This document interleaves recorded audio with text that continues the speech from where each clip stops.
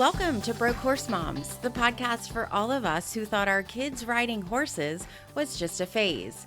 Turns out it wasn't, and honestly, I am so glad we were wrong. I'm your host, Angie Trueblood, the OG Broke Horse Mom, and I'm here to laugh, learn, and figure out this wild, wonderful sport right alongside you. Let's giddy up, friends.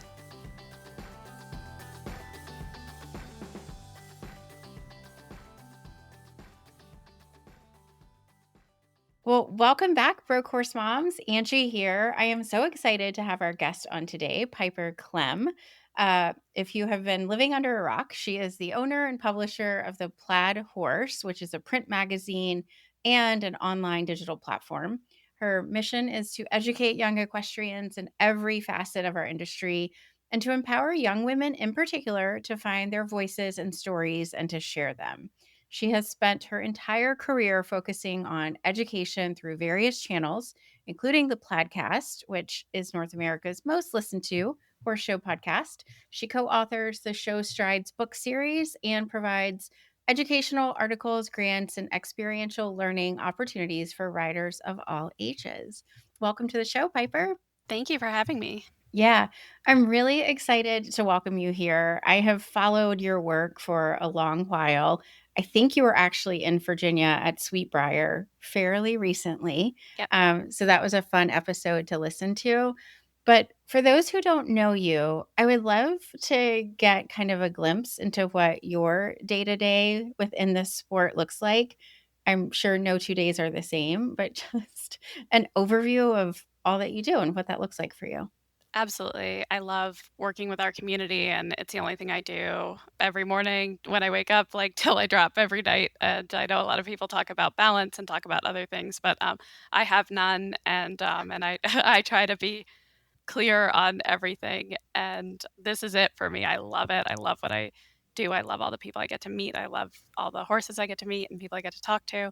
So every day looks some facet of our values are building community, growing education, and a big focus on inspiration. And I didn't think that was as important when I started, Mhm. but I think as the world changes, we tell kids, I don't know, someone has an idea, and everyone around them just like jumps in and tells them why it won't work and gets so negative. And I feel like we have this we instead of having more data than ever to empower us, we seem to be stifled by more data than ever. And I think that inspiration piece is as important than ever. So everything I do, I'm really centered around those things. I'm trying to ask them to do more, to do better, to give them the tools to think bigger, to be ambitious, to help their own community and help them grow and really have that passion and curiosity for education. I think we are the people we surround ourselves with, and being a good role model on all of these things comes first. Show, not tell is something that I say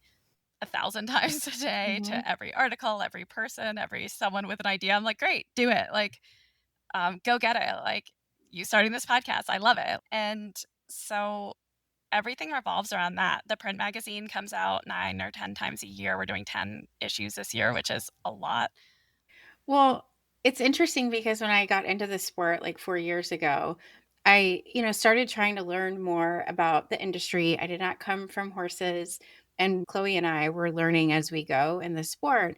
And the Plaid Horse magazine, the articles that you share on there were really kind of eye-opening to me, and I feel like you're kind of doing the Lord's work on behalf of the new moms because you really are, in a very transparent way, pointing out some of the challenges that I'm sure horse people have, but especially for those of us who are new and don't have a background, I feel like you've been very vocal about the concept of affordability and accessibility in the industry. And I mean, I would be rich if I had a nickel for every time I stood around at the barn with moms, like talking about how are we doing this? Like, how are we supporting our kiddos who are passionate and talented, many of them, but to keep moving forward. So I just appreciate what you have done for us. And I feel like your work it's this tone of like expansiveness and hopefulness. Like, we can get this done. Like, it might take change and it might take levels of uncomfortability with different stakeholders in this industry, but like, it is worth this. So I thank you because you've offered me unknowingly, education in this space. So I appreciate that. I love that, and Yeah. that's exactly our goal, and Yeah. I never wanna tell someone they can't, but a lot of people gotta get creative. Everybody's gotta get creative if they're gonna get somewhere, and I wanna push everyone thinking about things in a way that practicing their creativity is rehearsed enough that they can use it when they need it. Yeah, totally. So let's talk about that whole idea of accessibility and affordability because I feel like those two terms get kind of very much tossed around in the same circles, but to me, they're very different. So I would love to know how do you even define those two and where do you see them kind of in the horse industry as challenges? Yeah. First of all, let me just say that there is no amount of money. There is no amount of money that exists that make you feel like you can afford things in the horse industry. Oh, I good have to know. interviewed literally the people who have the most, and they feel like this is expensive and it's taking a lot out of them. And there's no level you get in the sport and no amount of money you can spend and no amount of money you can have that makes these problems go away. And once you get that illusion out, then I think it makes people start to make more rational decisions. This is a sport that you have to make work for you. Everyone has things they're good at and things they're not good at, and being really realistic with yourself and your place in the industry and where that place is financially, with your financial goals, with your family goals, with your life goals. I think that the sooner we can start being honest about all of those conversations with ourselves, these are tough conversations with yourself, Yeah. with your kids, the better off you're going to be. And there's no mythical, magical amount of money that makes this go away. It doesn't exist. I Um, think that's good to know because I remember when Chloe started riding, I had this concept because I own my own business and have a lot of flexibility. And I thought, well, I'll just out earn the horse industry. And so for me, it's actually comforting in the most uncomfortable way to know that's just not possible. no, and you can look at the last names of the people on our Olympic teams if you Yeah. need any comparison points. Like you can't out earn that. Yeah. I love the study of like Americans want to be. This came out a number of years ago, but it was like people would rather make less money if they made more money compared to their neighbors than make more money if it was less money Generally. compared to their neighbors. Yeah. And I call it like being the richest person. Everyone wants to be the richest person in their trailer park. And our trailer park is the richest trailer park in the world. You will never be Yes. the richest person, no matter how No. much money you have. No. Um, and even if you are the richest person, there are people who have more talent. There are people who've worked harder. There's so many layers of this. It's so incredibly difficult. Yeah. Um, So let's yeah, tackle the concept of accessibility first. yeah. What do you see as some of the biggest challenges facing families when they're new to the sport in terms of accessibility?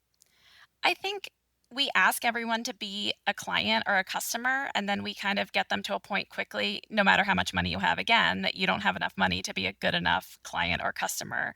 I would love, even with riders and students and young people, if we came in more of a work or contribution mentality, I think we can make this sport more accessible by saying, look, these are things that have value. These are things that are needed.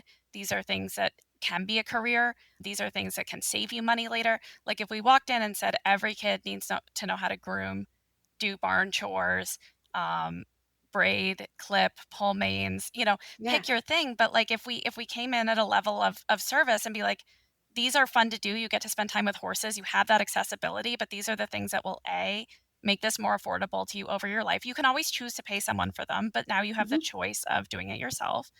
And then these can always be a job. Think about that. And I have this conversation with young people like, is it hard on your body being a horse show groom? Like, absolutely.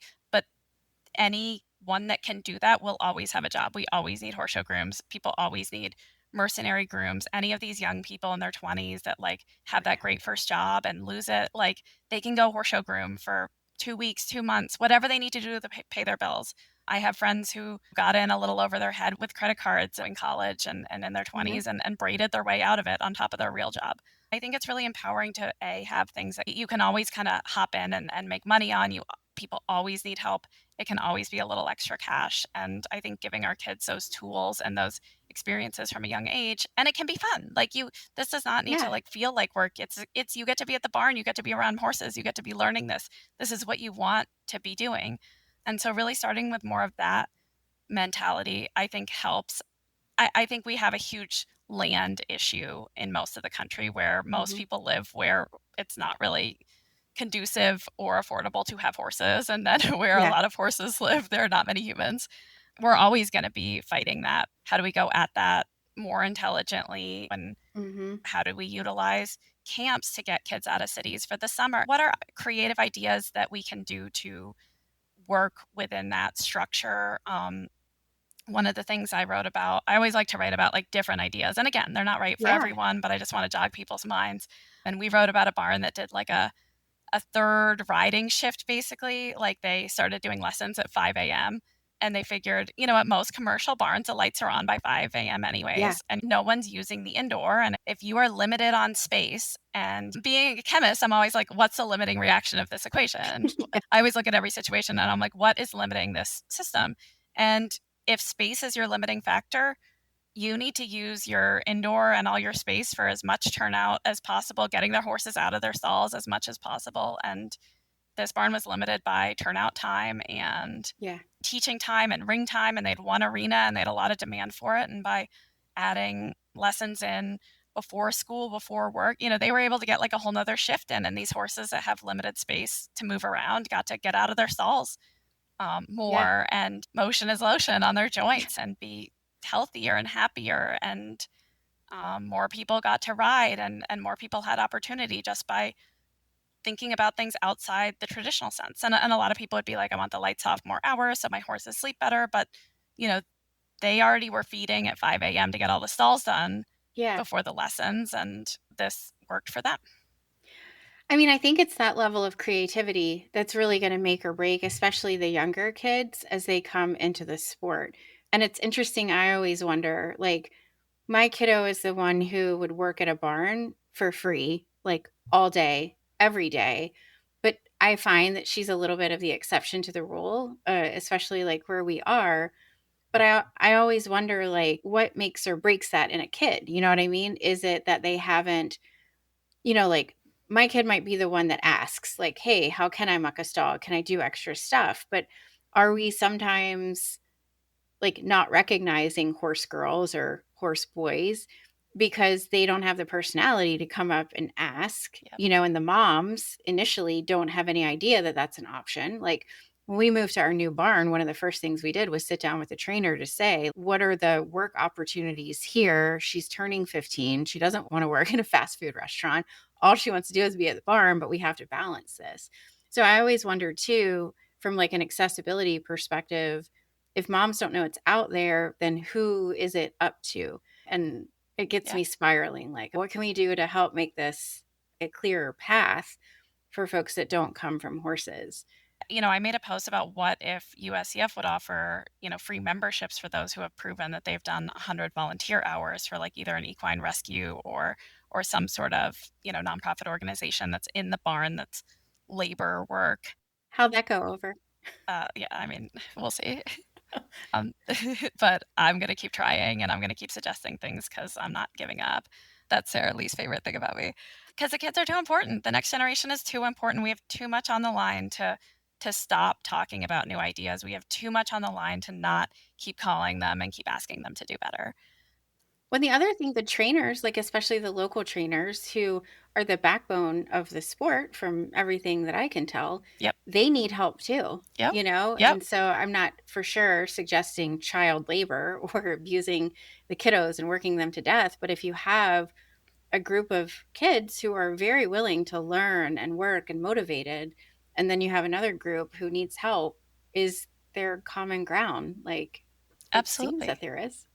And you need so much repetition to be good enough at anything to be useful at it. And Oh, yeah. like yeah, everybody needs to work, everybody needs to use their hands, everyone needs to build these habits. If you want to be in this industry, it needs to be second nature to muck a saw. It needs to be second nature to fill a hay net. It needs to Yeah. be second nature of what to do in a barn and Yeah. how to truly be helpful.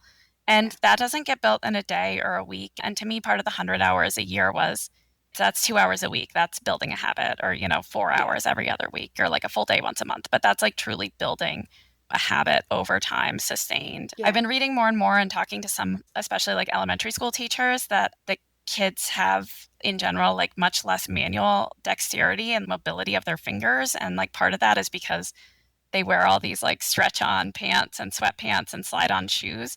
And so, like, if you think about how you grew up as a 4, 5, 6, 7-year old, you were doing buttons and clasps Mhm. and buckles and tying your shoes and buttoning your pants. Literally, Yeah, you're using your paws for specific fine motor skills. And kids aren't doing that these days in mass. These are like articles in regular publications. And then I extrapolate them to the horse world. And I'm like, okay, if you can't do your belt up, can we really expect these kids to do a bridle? Like, they're going to need right. 10 times longer to learn how to do the buckles for a bridle. They're going to need 10 times more practice than the previous generation, maybe Yeah, 100 definitely. times more practice to tack up a horse and put the girth on and set things down gently and using different pressure points. Like, we're training brains differently in young people, Oh, for sure. with how our lives have changed. And everything I see and read makes it harder to be in the barn.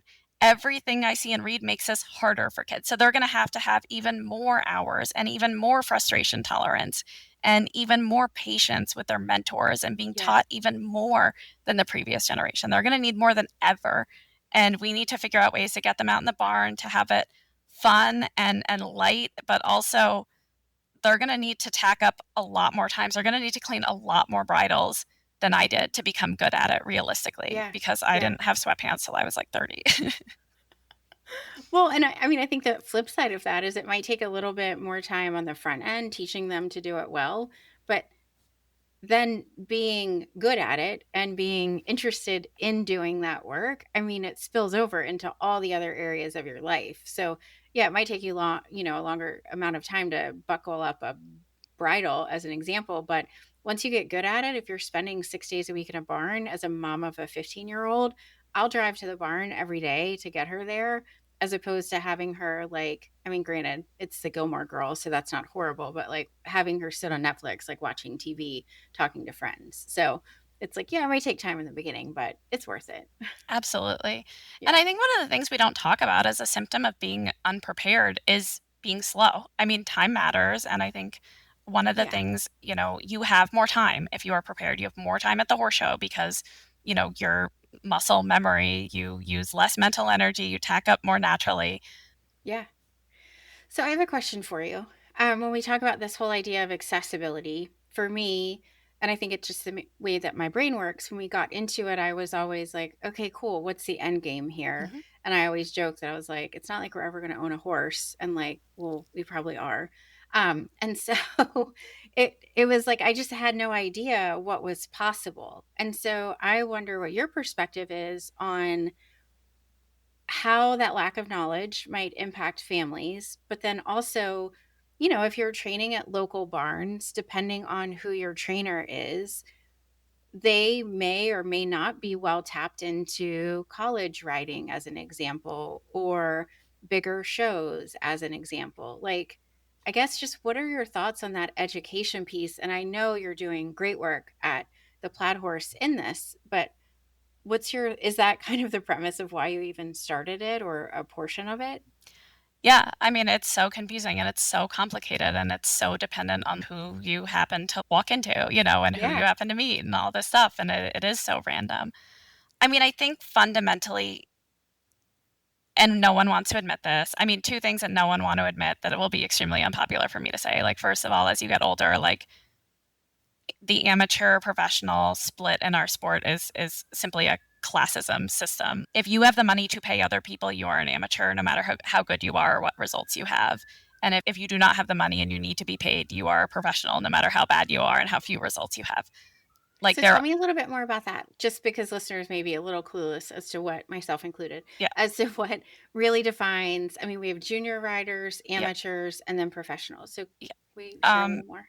yeah, professional riders or anyone who's paid to ride a horse, and that can be you. I can give you $15 to hop on my horse this afternoon, and you're a professional. You need no Sweet. credentials. There's no training. There's nothing. You can be a professional today. All you Okay. need to do is pay your professional membership to. That's it. And it's the same membership due as the amateur. Are trainers classified as professionals because they are training humans? What if they don't get Yes. paid to ride? Yep. If you get paid to train, There are some, like, loopholes in that, and that Okay. is a little more confusing. I know this is gonna shock you, but our governing body does not have clear rules on the amateur status. I don't believe it. And they don't really make sense, and when you call them, they can't really explain them. There's no credentials for being a professional, and then selling horses for other people makes you a professional. So, Okay. if I have a ton of money and I only ride my own horses, but I have my own stable and I train my own horses and I sell my own horses, and I can have a big business and be an amateur as long as I don't do it for other people, which is something that's available to rich people, that's not Mhm. available to not rich people.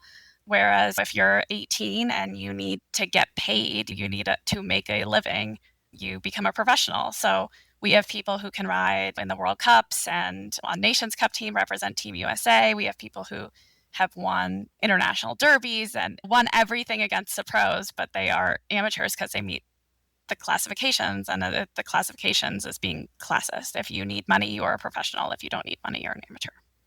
And so then when you go to horse shows, do you compete against other amateurs and Yes, or other professionals? Like, yes, is that segmented at the shows? yes. Okay. Interesting. And then the other thing I'm going to say that's unpopular is that if you need to make money and you want to make a living and you want a viable um, life in this sport, walking into the show ring is almost always a waste of money. Really? Yes. Okay, tell us more. You are, without a ton of money and a ton of backing, you are never going to ride so well that it's really worth it to hire you to horse show over someone else. And I think when you talk about skill building, horse showing is a skill. Riding at home and preparing horses is a skill. Doing all the barn and the management and the maintenance, these are all skills. And when you talk about what skills you need to build, most people are better off having really good assistant trainer skills to get that part started and have like basically an apprenticeship for a certain number of years. And that assistant trainers are mostly preparing horses and getting them set up. And that's really good flat work and really good training and really good riding at home and really knowing your horses. That's a lot of barn management. And most of those roles do not involve a lot of showing. Because at the end of the day, I can hire some of the best professional riders in the country for comparatively not very much money. So why would I pick you assistant trainer, To go show. to who doesn't have the mileage, who doesn't have the Mhm. experience? You might get stuff here and there, but that bar is going to be Yeah. the you'll always have value to barn. If you can set up horses, if you can flat ride correctly, if you have a lot of work ethic, you can ride a ton, you can be paid to ride, you can have a really fulfilling career in this sport. And showing just costs money, and unless you have the money to spend showing and showing and showing, it's hard to make the case that that's a good investment. So much of the younger years are focused on showing, which is a really interesting Yeah, question as to like what are we setting our kids up for? yeah, Like what are we guiding them to? And yeah, so I mean my daughter loves showing even today. She's like, "Hey, can we add another show in next yes, week? I want to do this one." And I'm me like, too. "Girl, we just came off a rated show and we have two in October." Like it's Yeah, a hard no. Um but yeah, I want to also. I mean, I know how irrational it is. I yeah. know that it's like, but it's fun and we love it and we're addicted to it. We love our Mhm. horses and we love the test and we love the challenge. But I think we also need to have that understanding of this is not getting us towards financial stability. This is not getting us towards our financial goals. I would make the huge argument that anyone on any Olympic team in the entire world, like this is not us, this is not anyone on any equestrian Olympic team in the entire world would have made more money the Olympic week last year if they stayed home and sold horses than if they went to the Olympics. So how much do they get paid? I don't even know a range. If someone hires like if you hired a professional, I think you're mainly training and selling ponies, but what does that even look like? It can take a lot of like variations and there are a lot Yeah. of year round things, but yeah, you can get paid $50 to ride a horse and go break your hip and have to deal with that, you know, like that's like, if you wanna be a mercenary rider, like, there are a couple people who truly make money walking in the show ring. They're not many, it is not a common job. Does Yeah. it exist? Yes, but those mercenary riders get on anything.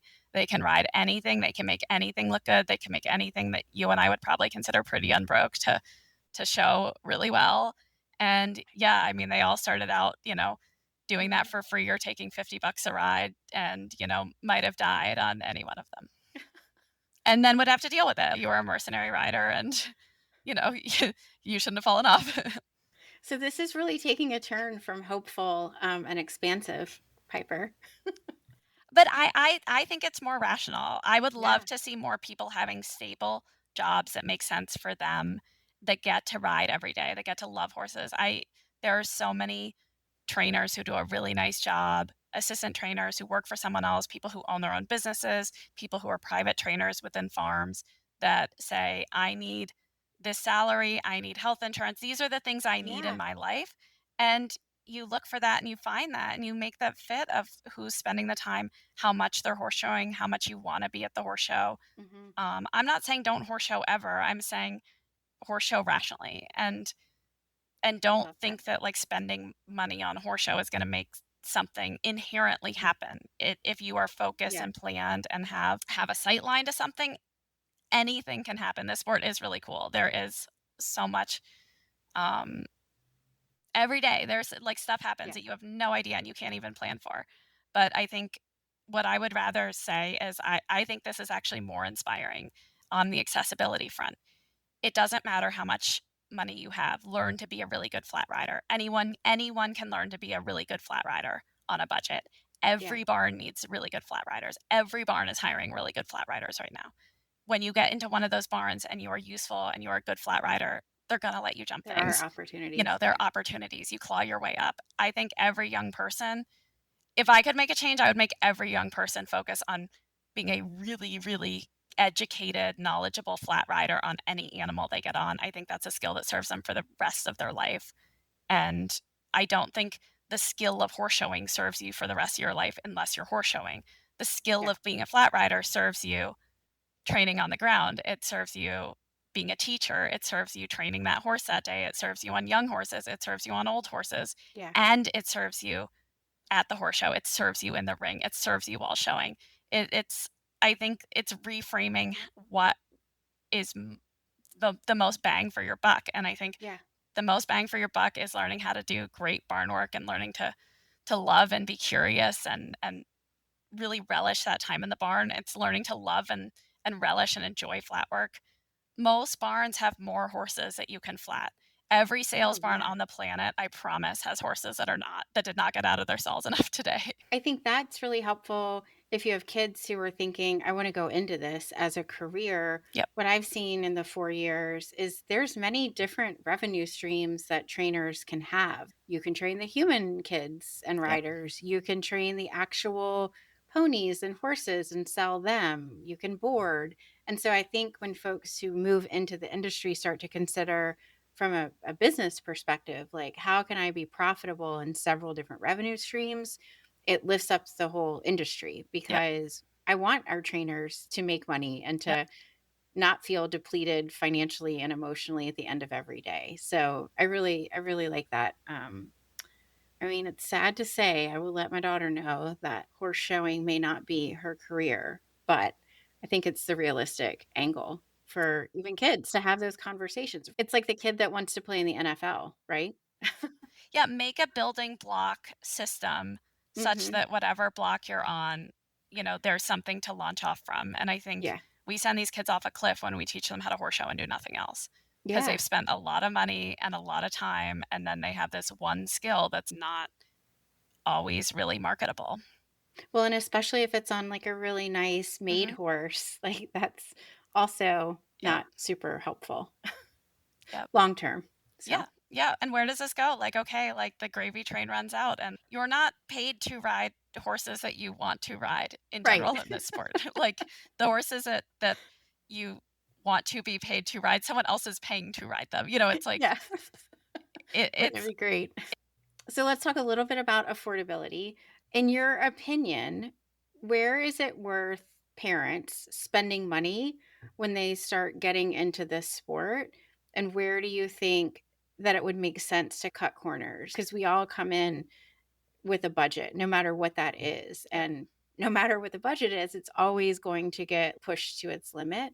I mean, I think this is really knowing yourself and your kid Yeah. and testing that out. I mean, if you wanna say, "My kid wants to ride more than anything, and I'm all in, and I think they can do the pressure, and I think they can do the" you know, "I think they can handle everything," and you wanna blow your horse show budget for the whole year, like, going to Florida and getting them that show lease or catch ride that shows them off in front of the right people on the hope that, they get picked up and they're ready for it and the timing's right and all the stars align, like, do it. But, like, Yeah. if you wanna take a little more of a risk-averse approach and say, like, for that same price of all that travel and hotels and that, we could get to, 6, 8 schooling shows this year near us, Yeah. and maybe that's a better investment. I think a lot of people try to go too big too early. Most of the people that are really successful kind of stay home and hidden for a few more years longer than you think, even the young people, and even the young people who are successful at a young age, if you really parse out their careers, they weren't,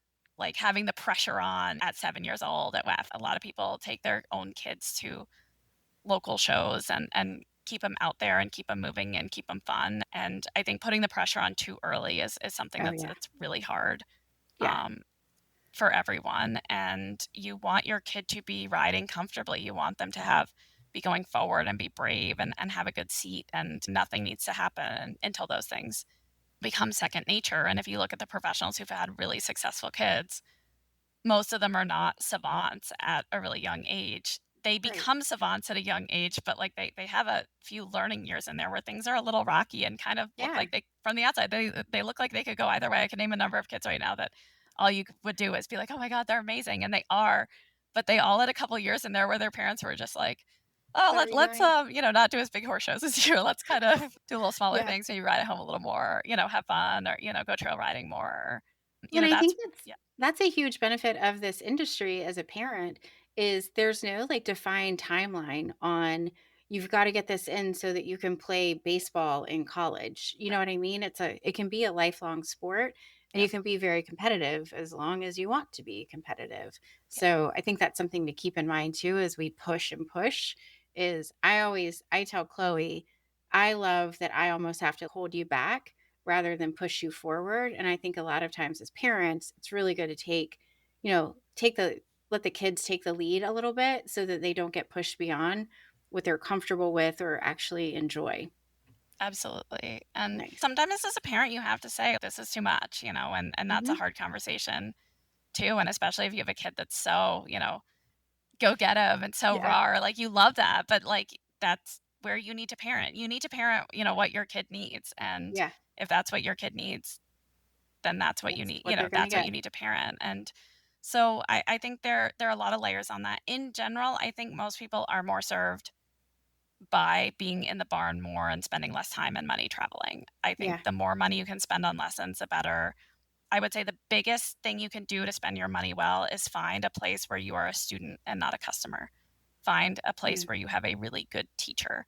I think any time where children are allowed to be customers, they're sacrificing learning. It becomes a business transaction and not a pedagogical experience, and find a place where you want to listen, where you want to be a student, where your kid wants to, Mhm. wants a coach that loves them and cares about them and asks them to do big things and asks them to step up and asks them to be better and sees something out of them that maybe they can't even see in themselves. Like Yeah. that's going to be the best use of your money, and those people are fewer and fewer far between. I mean, That's what I was gonna ask. Yeah. it's harder to find them, but they do exist and they're wonderful, and the people with the really high standards, they're who you're going to learn the most from. Okay, so this actually brings me into a segment that we do on every show when I interview someone.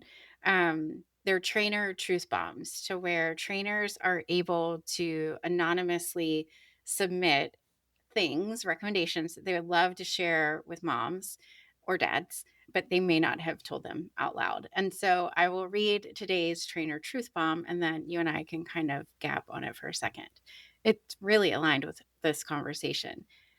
So, when your kid first starts riding, it's going to be hard. They're going to be sore and get gross and have to learn 1,000 little intricacies. Some kids are made for it and they'll show you that with grit and gusto, but lots of kids aren't horse kids, and that's okay too. Let them find their thing because you aren't going to do the kid or the instructor or the horse any favors by keeping them in a sport that's mostly a calling. I have thoughts, but I would love to get yours.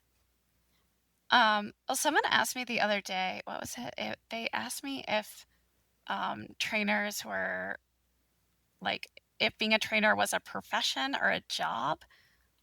And that's the first thing I thought of when you said all Yeah. this. And like, yeah, are we job training? And I guess that's what I was kind of saying in the beginning. Are we job training or profession training? And um, if your kid wants to have fun and, be safe enough and go enjoy themselves, find a place that they can do that. I think Mhm. everyone should find their place at the barn. I don't think everyone has to take this seriously. I don't think the point of this is for everyone to take it seriously, but I think being around horses is the best thing that can happen to you.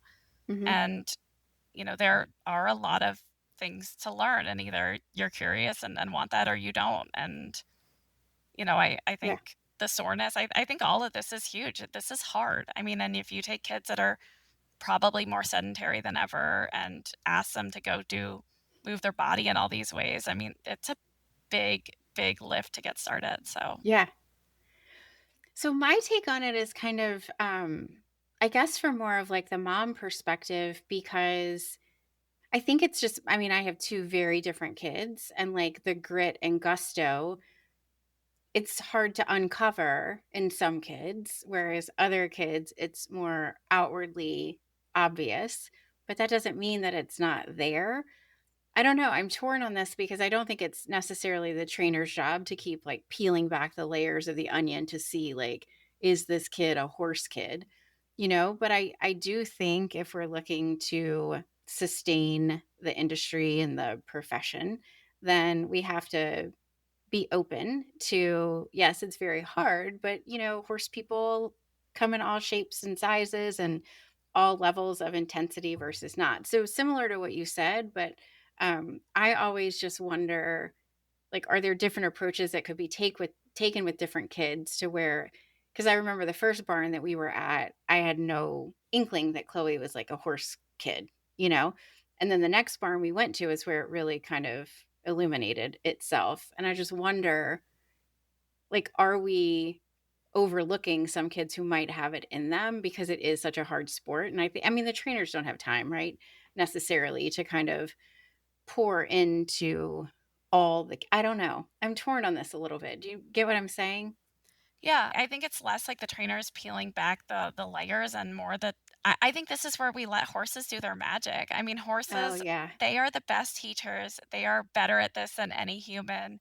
And trusting your trainer to put you with the right horse at the right time or finding you the right horse at the right time. And your horse at any given time should be like as much challenge as you can take. Like it should be frustrating and a lot and all this stuff, but you should be able to do it. And at that fine line, I mean, at every stage in your career, that's so hard to have something that like literally exactly is as hard as you can do, but no Yep. harder. And trainers are geniuses at that. Trainers match you with Mhm. these horses. Trainers have this sense of doing this thousands of times and tens of thousands of days and rides and lessons in a row. And I think so many people, if you don't have a horse, want to question your trainer's judgment on what horse they're putting you on that day, or if you get to ride a whole bunch at the barn, even what order you're riding them in. Trainers put so much thought into this. The more you bring your kid out to the barn, the more the trainer has an opportunity to get to know them and match that better and be closer to that line. Because the more you're close to that line, the more your kid's improving. The more you're close to that line, the more you're not going over that line and your kid's not Mhm. losing confidence and they're always getting a little bit better, a little bit better. But your trainer cannot get you close to that line unless they know you really well, unless you've shown up a lot, unless they've seen you try really hard in lessons, unless they've seen what you have. That's the best response ever. Like, this is where we let the horses do their magic. Like, that is, at the end of the day, what the sport really is all about. And I think sometimes, we talk about the regulations and the guidelines and the rules, but at the end of the day, it's about as soon as I get off this conversation, we're headed to the barn, and she's working and riding and doing all the things that make it worth it. So, I believe horses are the only thing that can save us. You have to be present. You cannot be playing on your phone. You cannot be half doing something. You can't let your mind wander. Like, mm-mm, we've taught ourselves that we are unable to focus. We've taught ourselves that we have no attention span. We've taught ourselves, every one of us, all ages, we have taught ourselves all these bad habits in the last decade. And horses don't care. They haven't changed. They're better than ever. They're the only thing that can hold us like, lovingly accountable mhm, enough to reset our brains and to let our children mature correctly. And the best thing you can do is leave their phone in the car and Yeah. let them loose at the barn and do it. Yeah. Oh my gosh, this has been perfect. Let our listeners know, where are they able to connect with you, Piper? Theplaidhorse.com. We have new articles every day. The Plaidcast, anywhere you listen to podcasts, look on our website, and we have Plaidcasts in person, free tickets all over the country on tour. And you can email me anytime. My email is piper at theplaidhorse.com. And I try to be open and available. And so if you want to, I'm sure I said a few things that make a few people crazy. So I'm around. I'm happy to have that conversation. Thank you. This has been so helpful. I think our listeners are going to love it. I appreciate you.